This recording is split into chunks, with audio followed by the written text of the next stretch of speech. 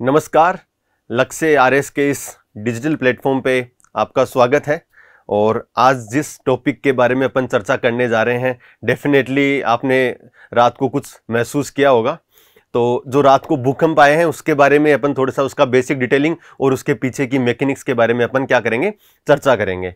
तो सर्वप्रथम अपन थोड़ी सी उसकी जो बेसिक डिटेल्स है उसके बारे में अपन चर्चा कर लेते हैं। क्या मतलब इसका कहां से इसका ओरिजिन होता है। तो आपने जरूर न्यूज़पेपर्स में पढ़ा होगा कि ये जो अफगानिस्तान का जो हिंद कुश एरिया है, और हिंद कुश एरिया में भी पर्टिकुलरली बात करें अपन तो फैजाबाद नाम की जगह है, तो वहां पे क्या था, इसका केंद्र है। अब देखो कि ये जो कितनी इंटेंसिटी के लगभग का भूकंप था, तो ये 6.8 जो रिक्टर स्केल है उसका क्या था, भूकंप था। उसके बाद में अगर अपन बात करें कि जो भूकंप का जो केंद्र है उसकी गहराई कितनी थी, तो लगभग ये 156 किलोमीटर के आसपास क्या थी, इसकी गहराई थी।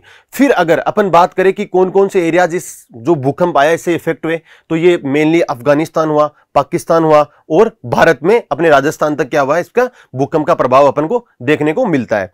अब देखो अपन इसके बारे में थोड़ी सी ये चर्चा कर लेते हैं कि जो ये भूकंप आया तो उसके पीछे की मैकेनिक्स क्या है, क्या इसकी जो जियोलॉजिकल हिस्ट्री है उस वजह से यहाँ पे इस एरियाज में क्या आते हैं, सबसे ज्यादा भूकंप आते हैं। तो सबसे पहले मैं आपको बता देता हूं कि ये कोई प्लेट टेक्टोनिक नामक थ्योरी होती है। अपन ने पिछले वीडियो में भी चर्चा की थी कि क्या होता है कि जो अपनी अर्थ क्रस्ट है या उसका कुछ मेंटल है वो बहुत सारी किस्में डिवाइडेड है, प्लेट्स में डिवाइडेड है। तो उसी प्रकार जो ये आप इसके पीछे मेरे पीछे का मैप देख रहे हो आप, तो ये देखो आपको देखने को मिलेगा कि यहाँ पे देखो कौन सी प्लेट है, यहाँ पे क्या है, ऑस्ट्रेलियन प्लेट है, और यहाँ पे कौन सी प्लेट है, इंडियन प्लेट है, और इसके ऊपर आप देख रहे हो कौन सी प्लेट है, यूरेशियन प्लेट है।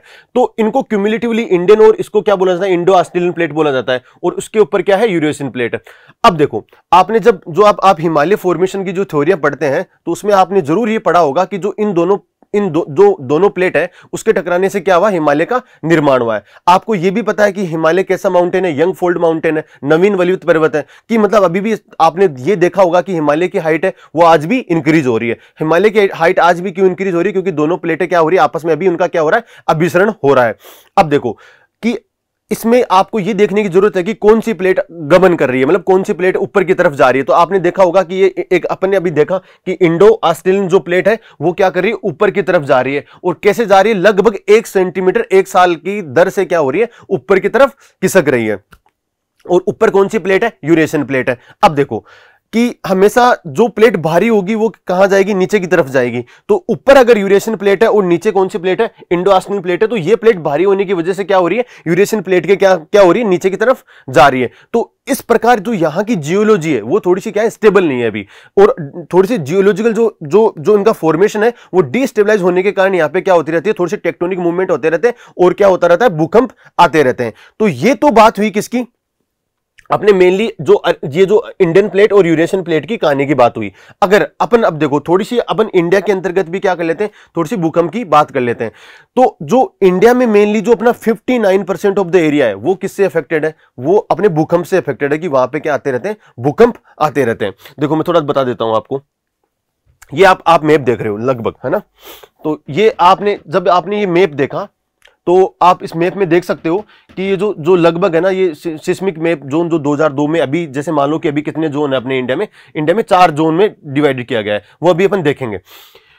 तो मैंने आपको बताया कि जो इंडिया की जो अपना इंडिया का जो लैंडफॉर्म है वो 59% जो एरिया है वो किससे अफेक्टेड है, वो अर्थक्वेक से अफेक्टेड है। और देखो इसके अपन देखो 4 जोन में विभाजित किया गया कि जोन 4, जोन 5, जोन 4, जोन 3 और जोन 2। तो अगर जोन 2 है वो क्या है, वेरी हाई रिस्क जोन है, और जोन 4 है वो क्या है, हाई रिस्क जोन है।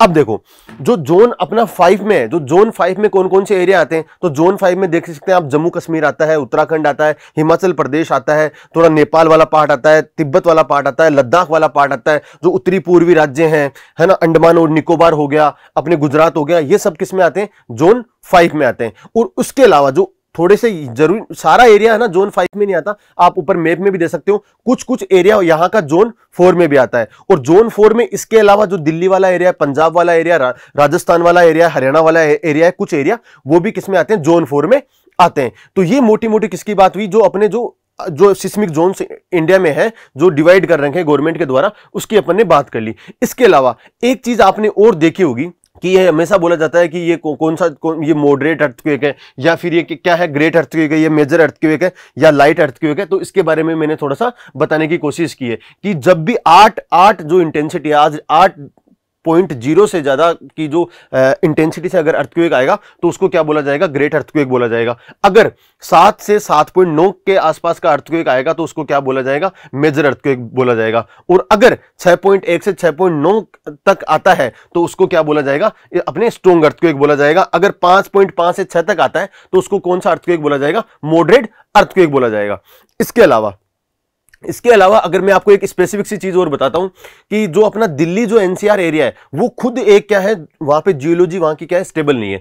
उसका रीजन बताता हूं मैं कि दिल्ली एनसीआर में भी बहुत सारे भूकंप आते हैं। उसका रीजन ये है कि दिल्ली खुद है ना लगभग 3 फॉल्ट लाइंस पे क्या है, स्थित है। जैसे 3 फॉल्ट लाइन कौन सी हुई, एक तो ना जो दिल्ली मुरादाबाद फॉल्ट लाइन है, एक जो ये मेजर फॉल्ट लाइन है उसके ऊपर दिल्ली स्थित है। इसके अलावा आपने सोहना वाला एरिया का नाम सुना होगा, तो एक सोहना फॉल्ट लाइन है। दिल्ली के पास में एक मथुरा एरिया है, तो एक मथुरा फॉल्ट लाइन है। तो लगभग दिल्ली खुद 3 फॉल्ट लाइंस पे क्या है, स्थित है। तो इस वजह से क्या होता है, दिल्ली खुद एक क्या होती है, एक प्रोबेबली एक बहुत ज्यादा जियोलॉजिकल डिस्टेबिलिटी वाला एरिया है। तो इस वजह से दिल्ली में भी क्या आते हैं, भूकंप ज्यादा आते हैं। इसके अलावा अपन ये चीजें देख चुके हैं, तो अपन इस वीडियो में छोटा मोटा यही चर्चा की है कि जो इंडिया में जो अर्थक्वेक आते हैं वो किस प्रकार आते हैं।